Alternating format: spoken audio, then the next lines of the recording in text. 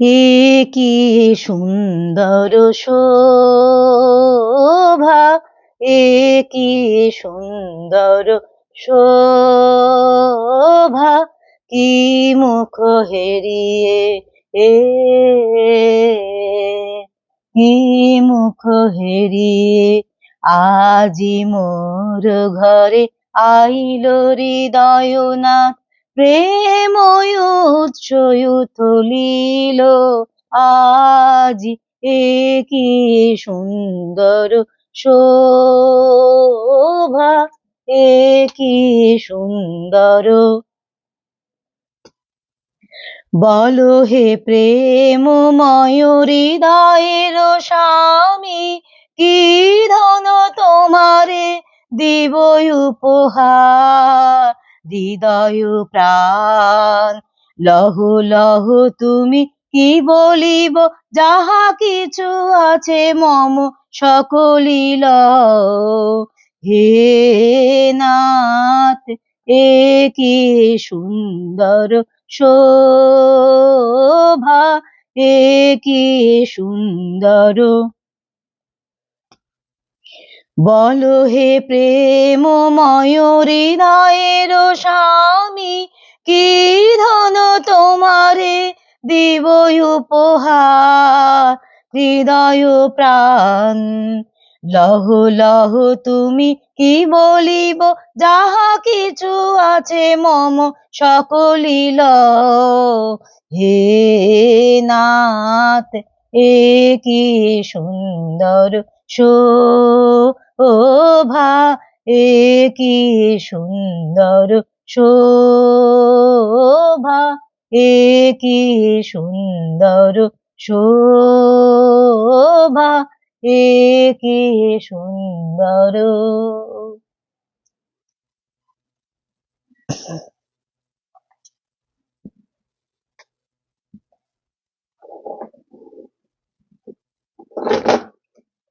রাধে রাধে বন্ধুরা, জয় গৌর জয় নিতাই। একটু ঠাকুরকে গান শোনালাম। হ্যাঁ, এই গানটা আমার খুব পছন্দের গান। তা যাই হোক, একটুখানি গোপালকে শোনালাম, শুনিয়ে তোমাদেরকে একটা বিশেষ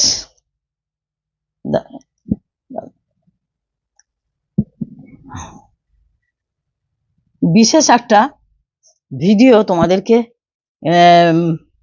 দেবার ইচ্ছে হলো, তাই দিচ্ছি। আমরা তো ভগবানকে সেবা করি, তাই না? সেবা করি, সংসারের অনেক কিছু নিয়ম পালন করি। তার মধ্যে আজকে কিছু তোমাদের কথা বলবো, যে প্রত্যেকটি মানুষের নিত্য পালনীয় কিছু কর্তব্য আছে। সেই কর্তব্য নিয়ে তোমাদের সঙ্গে একটুখানি কথা বলবো।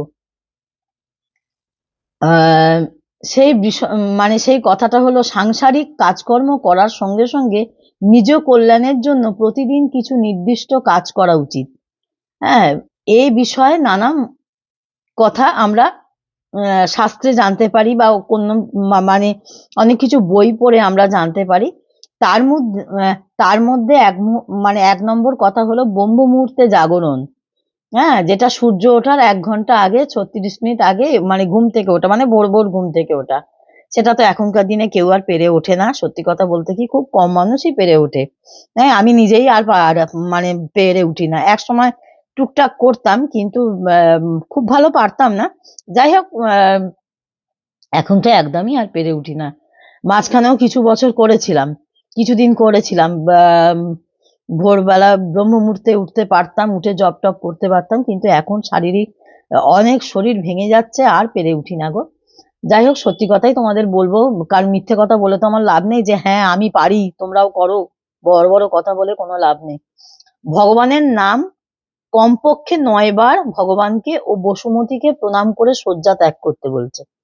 এগুলো বলছে বলে তাই তোমাদেরকে বলছি, যে আমার হাতে এটা এসে পড়লো, যে এই বইটা, তাই আমি তোমাদের সাথে একটু শেয়ার করছি, আর কিছুই না। তোমরা যারা পারবে তারা করবে, যারা পারবে না তারা ভগবানের চরণে নিজেকে সঁপে দাও, আর কিচ্ছু করার দরকার নেই। তার চরণে সঁপে দাও, তার উপর বিশ্বাস রাখো, ভক্তি রাখো, তাহলেই হবে।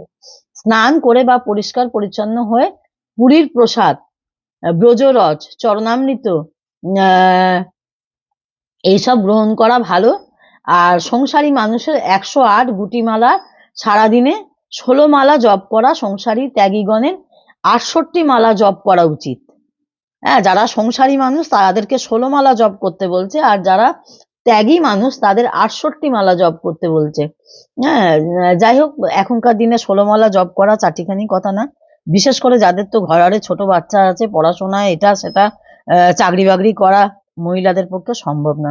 কিন্তু তোমাদের একটা টিপস দিতে পারি, সেটা হচ্ছে অনর্গল মহামন্ত্র জপ করে যাবে। হ্যাঁ, মহামন্ত্র কি, যেটা মহাপ্রভু দিয়ে গেছেন, হরে কৃষ্ণ কৃষ্ণ কৃষ্ণ হরে হরে, হরে রাম রাম রাম হরে হরে। এই মহামন্ত্র অজপা জপ বলে এটাকে। তোমাকে মালা ধরতে হবে না, এক মালা জপ করে যদি তুমি রেখে দাও, রেখে দিয়ে যদি তুমি অজপা জপ করো, অনর্গল যদি তুমি এই মন্ত্রটা যদি বলে যেতে পারো, তাহলে তোমায় আর জীবনে ফিরে তাকাতে হবে না। এটাকে অজপা জপ বলে। এটা যদি পারো করবে, করা ভালো। মানে আমিও করতাম এক সময়, কিন্তু এখন এই নাতি পুতি মানে ঘরে কথা বলা এই বলা, যাই হোক, যখন আমি চুপ করে বসে থাকি করার চেষ্টা করি, জপ ধ্যান করার চেষ্টা করি, যতটা পারি ততটা করি বন্ধুরা। বেশি বাড়াবাড়ি আমি অনেকটা আমি অনেক কিছু আমি পেরে উঠি না, সত্যি কথা বলতে কি, তোমাদেরকে সত্যি কথাই বলছি, অনেক কিছু আমি পেরে উঠি না। আমার শরীরের অবস্থা ভীষণই খারাপ, আর মানে বাড়িতে সকলকে নিয়ে আমার আর এতটা হয়ে ওঠে না। কিন্তু অজপা জপটা করা ভীষণ ভালো। তোমরা যারা পারবে কন্টিনিউ এটা বলে গেলে কোনো ক্ষতি নেই। এটা হচ্ছে অজপা জপ, এটাই সব থেকে মানে ভীষণ ভালো। যারা মালায় 16 মালা এত মালা যারা জপ করতে পারবে না, তারা এক মালা জপ করে রেখে দিয়ে তারা এই মহামন্ত্র অজপা জপ করতে পারো, এতেও ভীষণ ভালো ফল লাভ হয়। যাই হোক, তারপর একটা বলছি, ওই 1 নম্বর 2 নম্বর করে সমস্ত কিছু দেয়া রয়েছে। গীতার কমপক্ষে 1 অধ্যায় পাঠ করতে বলছে। হ্যাঁ, যেটা যাদের সম্ভব তারা করবে, যাদের সম্ভব না তারা করবে না। আমার তো প্রতিদিন হয় না। আমি যখন তোমাদেরকে ভিডিও দিই, তখন গীতার ভিডিও দিই, আমার তখনই পড়া হয়। আগে পড়তাম, এখন আর হয়ে ওঠে না। আগে অনেক কিছুই করতে পারতাম, বলছি না, আগে অনেক কিছু সময় করে করে করতাম। তবে মেয়ে যখন ছোট ছিল, পড়াশোনার চাপ ছিল, তখন কিচ্ছু পারতাম না। তখন শুধু কোনো মতে গোপালকে সেবা দিয়ে দৌড়াদৌড়ি করতে হতো, ছুটোছুটি করতে হতো, তখন কিছুই পারতাম না। আজ সংসার সমস্ত কিছু গোছানো, যতটা পারি করি, আবার এক এক সময় পারিও না শারীরিক কারণে। সবটাই তোমাদেরকে খোলসা করে বলছি, খুলে বলছি। আচ্ছা, ভগবানের স্তুতি বা প্রার্থনা করতে বলছে। আচ্ছা, এইসব বলছে। আর একটা কথা তোমাদের বলি, যেটা হচ্ছে মানে অন্তরের পুজো, যেটা হচ্ছে মানে মানসিক পুজো বলছে, আত্মবৎ সেবা, আত্মবৎ পুজো, যেটাকে বলছে মনে মনে ভগবানকে পুজো করা।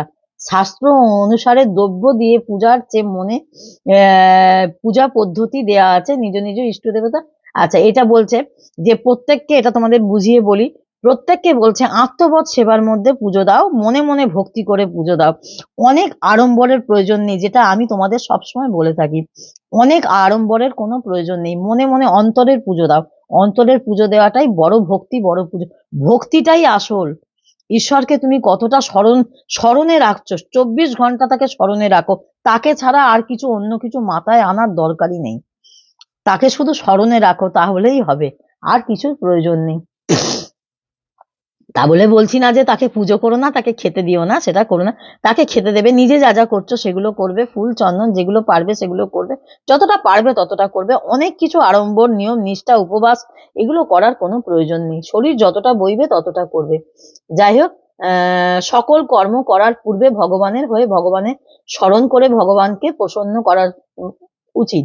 আচ্ছা, আহার গ্রহণের পূর্বে ভগবানকে নিবেদন করবে, যেটা আমি তোমাদের সবসময় বলি, যে যা কিছু আহার করবে, অনেক কিছু করতে নেই, অনেক কিছু করতে হয়, এর মধ্যে দিয়েই তো আমরা চলছি।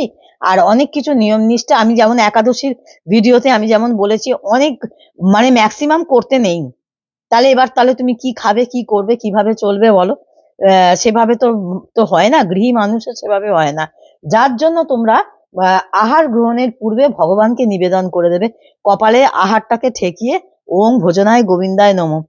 আর ভগবানকে যদি পারো সেটা নিবেদন করবে, যদি না পারো তার প্রসাদী তুলসী পাতা খাবারে ফেলে দিয়ে প্রসাদ করে খাবে, যে ঠাকুর আমার এটা প্রসাদ করে দাও।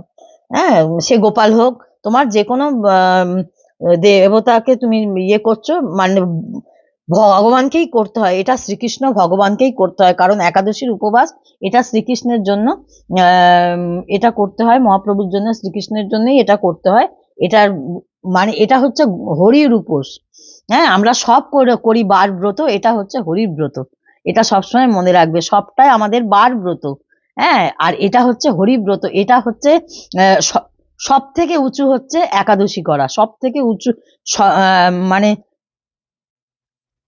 কি বলবো তোমাদের, মানে সর্বশ্রেষ্ঠ হচ্ছে একাদশী পালন, এর ওপরে আর কোনো ব্রত হয় না, বুঝেছো? যার জন্য একাদশী ব্রতটা সকলে করার চেষ্টা করবে, যেভাবেই হোক করার চেষ্টা করবে, যেভাবে হোক মানে মাছ মাংস খেয়ে কিন্তু বলছি না, হ্যাঁ, মানে অন্ন খাওয়াবে না, ছোঁয়া পোড়া খাওয়াবে না, যা খাওয়াবে একটু হরির চরণে দিয়ে প্রসাদ করে খাবে, আর ওং গোবিন্দায়, এই ওং ভজনায় গোবিন্দায় নম বলে খেতে হয়। হ্যাঁ, এটা তোমাদের বলছি। আর একটা কথা বলছি,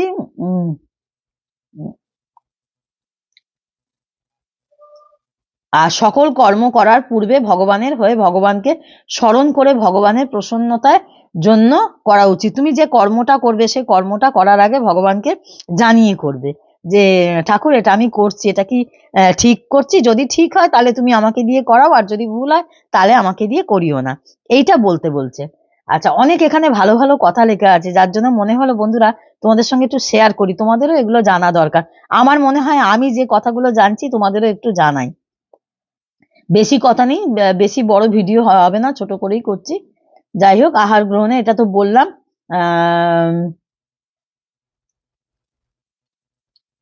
আচ্ছা, ভগবানের সঙ্গে মা বাবা বন্ধু পুত্র প্রভৃতি যে কোনো সম্পর্ক স্থাপন করা, আপনত্ব তৈরি করা, মানে সকলকে আপন করে নিতে বলছে, এটাই বলছে। আচ্ছা, রাতে শোবার সময় ভগবানের চরণে নিজেকে সম্পূর্ণরূপে সমর্পণ করে নাম জপ করতে করতে ঘুমিয়ে পড়া, এতে ঘুমন্ত অবস্থায় মৃত্যু হলে কল্যাণ হবে। তুমি যদি ঘুমিয়ে ঘুমিয়ে যদি তোমার মৃত্যু হয়ে যায় তাহলে তো আর তোমার নাম জপ করা হলো না, যার জন্য বলছে শোবার আগে তোমাকে একবার ঈশ্বরকে তো স্মরণ করতেই হবে, সকলেই নিশ্চয়ই ঠাকুর প্রণাম করে ঠাকুরকে স্মরণ করে ঘুমাও। আর বলছে যে তোমার মন্ত্রটা তুমি মহামন্ত্র গুরু মন্ত্র একবার করে সেগুলো বলতে বলতে তুমি ঘুমিয়ে পড়ো, কারণ যদি তোমার ঘুমিয়ে ঘুমিয়ে মৃত্যু হয়ে যায় তাহলে তোমার এটা বলা হবে না, আর তোমার সকলের মধ্যে। আচ্ছা, এইটা তো বললাম। আর এতে ঘুমন্ত অবস্থায় মৃত্যু হলেও কল্যাণ হবে, ঘুমন্ত অবস্থায় যদি মৃত্যু হয় তাতেও তুমি মানে ভাগবত ধামের, মানে ভাগবত ধাম লাভ করবে, বুঝেছো? ব্রহ্মলোকে যেতে পারবে। হ্যাঁ, মানে ভব নদী পার হবে, ভব নদী পার করে দেবে মহাপ্রভু, গোবিন্দ তোমায় ভব নদী পার করে দেবে, মহাপ্রভু তোমায় কৃপা করবে, এটাই বলতে চাইছে। যাই হোক, সকলের মধ্যে ভগবান আছে না জানলে বা বোধে না এলেও ইহা মেনে নিয়ে কারোর প্রতি দ্বেষ ও হিংসা পোষণ না করা, কারোর সঙ্গে যে যতই ক্ষতি করুক না কেন, যে যতই ভুল কাজ করুক না কেন, কখনো তার প্রতি হিংসা আনবে না, তুমি তার থেকে দূরে সরে যাও, তার থেকে তুমি দূরে সরে যাও, তার সঙ্গে তুমি সম্পর্ক দূরত্বে রাখো, সম্পর্ক না রাখো, বা তার সঙ্গে তুমি তাকে অ্যাভয়েড করারও সব ঠিক আছে, কিন্তু তার সঙ্গে হিংসা পুষে রাখাটা ঠিক না, আর তার সঙ্গে আর তার ক্ষতি করাটা একদম উচিত না, এটা করবে না, এটা ভগবান তাকে ক্ষমা করে না, ভগবান আরো রুষ্ট হন, ভগবান এটা মানে খুবই কষ্ট পান, এটা মানে ভালো হয় না। তুমি এই যে পুজো জপ ধ্যান করছো বা ঈশ্বরকে ডাকছো, তোমার কোনোটাই মানে কাজে লাগবে না, সবটাই তোমার বিফলে চলে যাবে। অতএব যাকে পছন্দ হবে না বা যার সঙ্গে মতবিরোধ হবে, তর্ক করবে না, কারোর সাথে তর্কে যাবে না। একটা কথা তোমাদের বলবো, এই পৃথিবীতে সকল মানুষের সঙ্গে সকলের যে সদ্ভাব থাকবে তার কিন্তু নয়, তার কিন্তু মানে নয়, মানে নেই। কথাটা আমার ভুল বলা হয়ে গেল, মানে নয় না, মানে নেই। আমার সঙ্গে যে তোমার সমস্ত মতের মিলবে তা কিন্তু না। তর্ক বিরোধের মধ্যে যাবার কোনো দরকার নেই। সে যেটা বোঝে তাকে তার বিশ্বাস নিয়ে বুঝতে দাও, তুমি তোমার বিশ্বাস নিয়ে বোঝো। ভগবানকে নিয়ে তর্ক বিতর্কের মধ্যে একদম যাওয়া ঠিক না, কারণ তোমার বিশ্বাস তোমার কাছে, তার বিশ্বাস তার কাছে। এবার সে যদি তোমার বিশ্বাসে ঘা দিয়ে কথা বলে, সেখান থেকে সরে আসাটাই শ্রেয়, আমি বলবো। সেখান থেকে সরে আসবে, সেই কথাটা না শোনা, অ্যাভয়েড করে যাওয়াই ভালো। সেই কথাটা কানে নেওয়ার কোনো প্রয়োজন নেই, কারণ সেই কথাটা শুনলে বরঞ্চ তোমার ক্ষতি হবে, বই ভালো হবে না। নেগেটিভ কথাবার্তা শোনা ঈশ্বরকে নিয়ে উচিত না, তোমার ভগবানকে নিয়ে কেউ নেগেটিভ কথাবার্তা বলুক, সেটা একদম ঠিক না। সেটা সেটা ভীষণ ভুল ব্যাপার। সেটা একদমই শুনবে না। আর যার সঙ্গে পোষাবে না তার সাথে তার কাছ থেকে চলে আসবে। কিন্তু তার সঙ্গে হিংসা পোষণ করে তাকে তার ক্ষতি করা বা তার ইয়ে তার প্রতি অন্যায় করা, সেগুলো একদমই করা ঠিক না। আজ এই পর্যন্ত। প্রত্যেকে ভিডিও দেখো, কেউ স্কিপ করো না, অনেক কিছু জানতে পারবে। ততক্ষণ জয় গুরু, জয় নিতাই, রাধে রাধে। আর পরবর্তী ভিডিওয়ে আবার দেখা হবে। ততক্ষণ সবাই সুস্থ থেকো, ভালো থেকো, ঠিক আছে? ততক্ষণ রাধে রাধে।